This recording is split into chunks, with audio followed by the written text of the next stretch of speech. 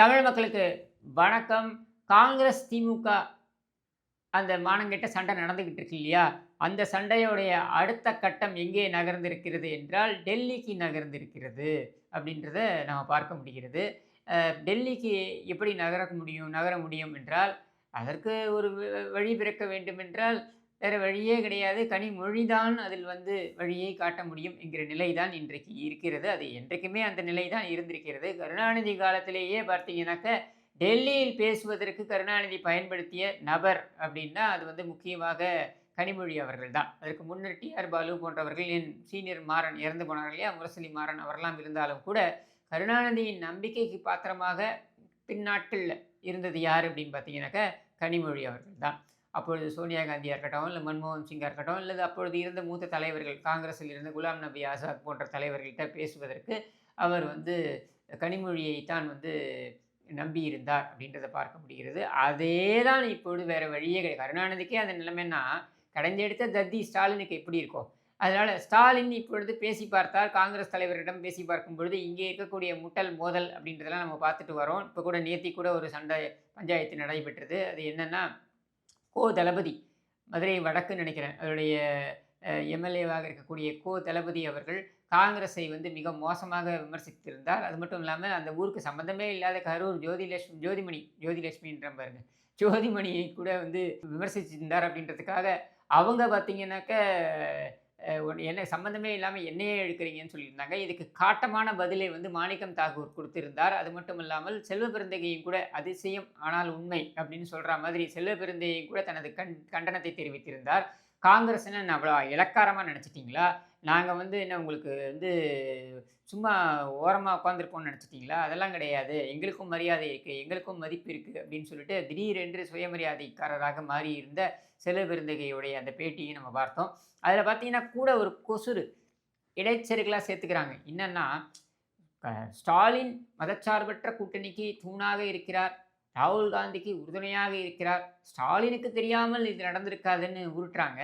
உண்மையில் என்னன்னாக்கா, திமுகவுடைய அரசியலை புரிந்து கொண்டவர்கள், திமுக எப்படியெல்லாம் அரசியலை செய்யும் என்பதனை நன்கு அறிந்தவர்கள், தளபதி சும்மா பேசியிருப்பாரா? குரங்கு குட்டியை வைத்து இந்த சோதித்து பார்ப்பது அப்படின்றது போலத்தான் அது.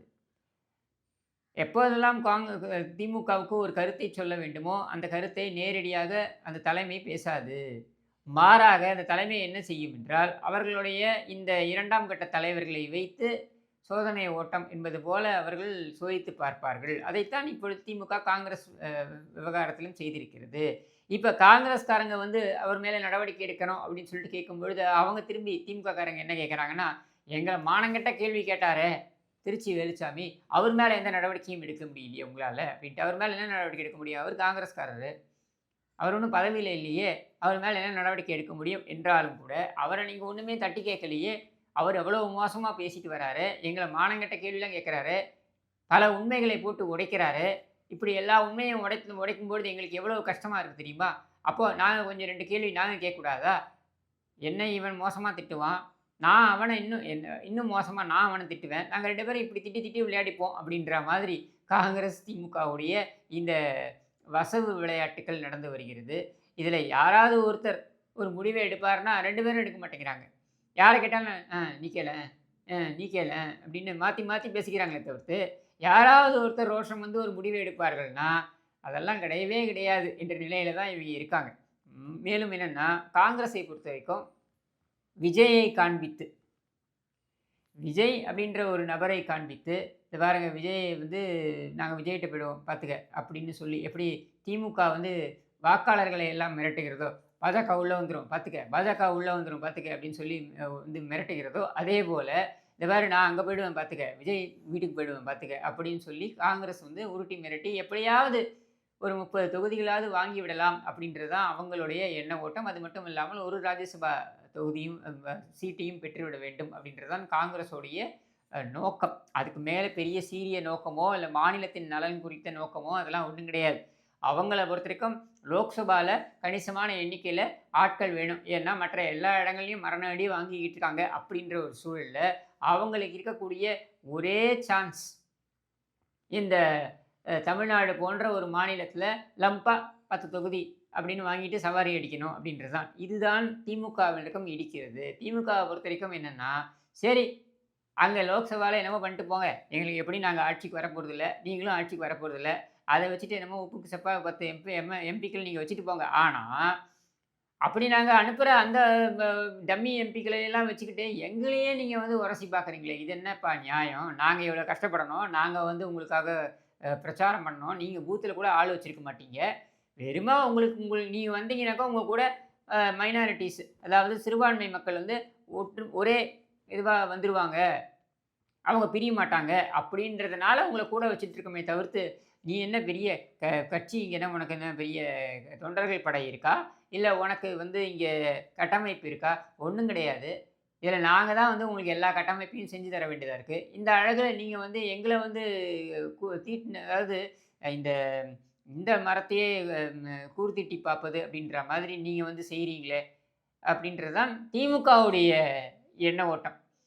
இப்ப அத தான் அவங்க வெளிப்படுத்திக்கிட்டு இருக்காங்க. மொத்தத்தில இந்த 2 கூட்டமும் என்ன பண்ண போகுது? 30 சீட்டுக்காக அலையுது காங்கிரஸ். எப்படியாவது 25லேருந்து 28 சீட்டுக்குள்ள அடக்கிடணும் அப்படின்னு பாக்குது திமுக.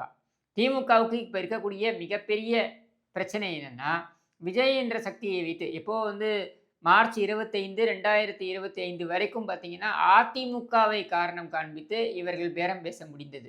எப்பொழுது அதிமுக, பாஜகவுடன் கூட்டணியை அறிவித்து விட்டதோ, திமுகவுக்கு ஒரு பிரச்சனை இல்லாம இருந்தது. அது விஜய் என்கிற நபர் வருவது வரையில். இப்ப விஜய் என்கிற நபர் விஸ்வரூபம் எடுக்கின்ற நிலையில, விஸ்வரூபம்னா என்ன? அவர் ஒரு அரசியல் சக்தியாக வருகின்ற நிலையில, காங்கிரஸ் விஜய்க்கு தூபம் போட்டுக்கொண்டே இருக்கிறது. அதை திருடனுக்கு தேள் கொட்டுன மாரி வேடிக்கை பார்த்துக் கொண்டே இருக்கிறது திமுக. வெல்லவும் முடியல, முழுங்கவும் முடியல. இவர்களால காங்கிரஸை நெட்டி வெளியே தள்ளவும் முடியல. நெட்டி தள்ளினாலும் வெளியில போற நிலைமையில காங்கிரஸும் இல்ல. ஆனால், அப்படி ஒரு பூச்சாண்டி காண்பித்து ஸ்டாலினிடம் பேரத்தை பேசுவதற்காக இவர்கள் வைத்திருக்கிறார்கள். இப்ப இந்த நிலைமையில தான் யாராவது இதை எடுத்துட்டு போய் அங்க டெல்லியில பேசணும். இதுல பார்த்தீங்கன்னா, நேற்று கிரீஷ் சோடங்கர் அவர் தான் வந்து பொறுப்பாளராக இருக்கிறார். அவர் என்ன சொல்லியிருக்காருன்னா, பாருங்க நாங்க வந்து 2 மாசமாச்சு நாங்க ஒரு குழு அமைச்சு. நாங்க குழு அமைச்சு பேசுறோம்னு சொல்றோம். உங்க தரப்புலருந்து யாருமே வந்து பேச மாட்டேங்கிறீங்க. அப்படின்றத ரொம்ப விரக்தியின் விளிம்பிற்கே சென்று அவர் பேசியிருக்கிறார். நீ என்னத்தையாவது பேசிக்கிட்டு இரு. நாங்க எங்க பேசிக்கணுமோ, அங்க பேசிக்கிறோம் அப்படின்னு சொல்லிட்டு, லெஃப்ட் ஹேண்ட்ல கிரீஷ் சோடங்கரையும் டீல் பண்ணிட்டு, கனிமொழியை இப்பொழுது அனுப்பி வைத்திருக்கிறார் ஸ்டாலின். எதற்கு அப்படின்னாக்க, அங்க ராகுல் காந்தியிடமும், அ முடிந்தால் சோனியா காந்தியிடமும் பேச்சுவார்த்தை நடத்தி, இந்த டீல முடிச்சுட்டு வரணும் அப்படின்றது தான் கனிமொழிக்கு இடப்பட்டுள்ள பணி. அதை அவர் வந்து செவ்வனே செய்து விடுவார். ஏன்னா, கனிமொழி அரசியல் தேர்ச்சி பெற்றவர். ஸ்டாலினுடைய உதவாக்கரை மகன் போல கிடையாது. ஸ்டாலினுடைய மாப்பிள்ளை, அவருக்கு மாப்பிள்ளை சார் இருக்கார் இல்லையா? அவருக்கு முக்கியத்துவம் தரலாம் என்றாலும், அதை வந்து குடும்பத்திற்குள்ள பிரச்சனை வருமோ என்பதனால் ஸ்டாலின் அதை செய்வதற்கு இப்பொழுது தயக்கம் காட்டுகிறார். மேபி தேர்தல் முடிந்ததற்கு அப்புறம் வேண்டுமானால் அதை பகிரங்கமாக செய்யலாம். ஆனால் இப்பொழுது அவர் அதை செய்ய மாட்டார் என்ற நிலையில தான் கனிமொழி இப்போ டெல்லிக்கு விரைந்திருக்கிறார்.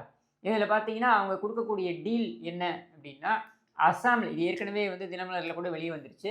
அஸ்ஸாம்ல தேர்தல் நடக்கவிருக்கின்ற நிலையில, தேர்தல் செலவு அப்படின்றது மிகப்பெரிய சவாலாக இருக்கிறது காங்கிரஸ் கட்சிக்கு. ஏன்னா பாஜகவுடைய அதிகாரப்பூர்வமா பாஜக இருக்கக்கூடிய பணம், நிதி அப்படின்றது பார்த்தீங்கன்னா, கிட்டத்தட்ட 10,000 கோடி. காங்கிரஸ் இருக்கக்கூடிய நிதி அப்படின்னா ஒரு 500 கோடியோ, 600 கோடியோ இருக்கும் அவ்வளவுதான். இதை எல்லா மாநிலத்துக்கும் பிரித்து கொடுக்க வேண்டும். இதில இப்போ 5 மாநிலங்களுக்கு தேர்தல் வருகிறது. இந்த 5 மாநிலத்தின் தேர்தல்ல முக்கியமான தேர்தலாக காங்கிரஸ் பார்க்கக்கூடிய தேர்தல் எதுன்னா கேரளா, அடுத்து அஸ்ஸாம். ஸோ இவங்க என்ன சொல்லுவாங்க அப்படின்னா, நீங்க வந்து கூட்டணிக்கு நாங்க உடன்படுறோம். ஆனால் நீங்க அஸ்ஸாம் தேர்தல் செலவுக்கான அந்த செலவை கொஞ்சம் பார்த்துக் கொள்ளுங்கள் அப்படின்னு சொல்லிட்டு காங்கிரஸ் அந்த கோரிக்கையை வைக்கலாம். கோரிக்கையாக வைக்கிறார்களோ, நிபந்தனையாக வைக்கிறார்களோ, ஆனால் அதை ஏற்கக்கூடிய இடத்துல திமுக இருக்கு.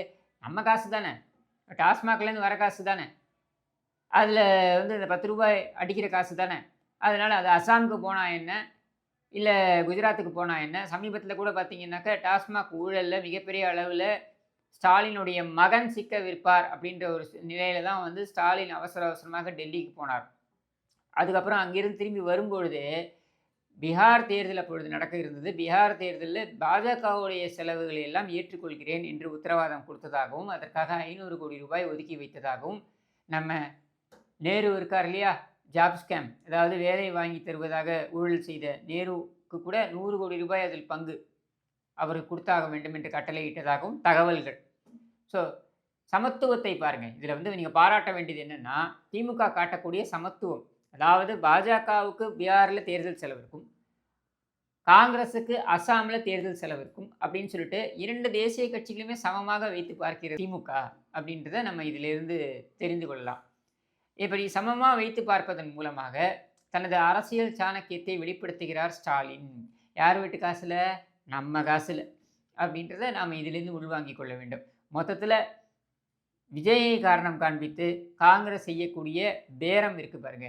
அந்த பேரத்திற்காக, அந்த பேரத்தை முடித்து வைப்பதற்காக கனிமொழி இப்பொழுது டெல்லி விரைந்திருக்கிறார் அப்படின்றது தான் தகவல். இன்னைக்கு பாராளுமன்றம் கூடவிருக்கின்ற நிலையில அதற்காகவும் அவர் சென்றிருக்கலாம். பாராளுமன்றத்தில் இவங்க என்ன பெருசாக பண்ணிடுறாங்க? ஒன்றும் கிடையாது. அங்கே போய் நின்றுக்கிட்டு ஷேம் ஷேம்னு கத்துவாங்க, இல்லை கேன்டீனுக்கு ஓடி போவாங்க. இதை தவிர்த்து வேறு எதுவும் பண்ணுறது கிடையாது இவங்கன்றதுனால. முக்கியமாக இந்த பேச்சுவார்த்தையை முடிக்க வேண்டும் அப்படின்றது தான் கனிமொழிக்கு இருக்கின்ற பணியாக நமக்கு தகவல்கள் வருகின்றன. கனிமொழியிடம் கெஞ்சிய ஸ்டாலின் அப்படின்றது தான் தலைப்பாக வைக்கணும் அப்படின்னு நான் வந்து இப்போ கோரிக்கையும் வைக்கிறேன் எங்கள் ஆட்கள்கிட்ட. அதனால் அதை வச்சிருப்பா. கனிமொழியிடம் கெஞ்சிய ஸ்டாலின். காங்கிரசுடைய கூட்டணி பேச்சுவார்த்தை என்பதனை சுமூகமாக முடிக்க வேண்டும் என்பதற்காக கனிமொழியிடம் மடிப்பிச்சை ஏந்திய ஸ்டாலின். இப்படி எப்படி வேணாலும் வச்சுக்கலாம். ஏதோ கனிமொழி தயவில் இந்த கூட்டணி அமைகிறதா என்பதனை பார்ப்போம் என்று கூறி விடைபெறுகிறேன். நன்றி, வணக்கம்.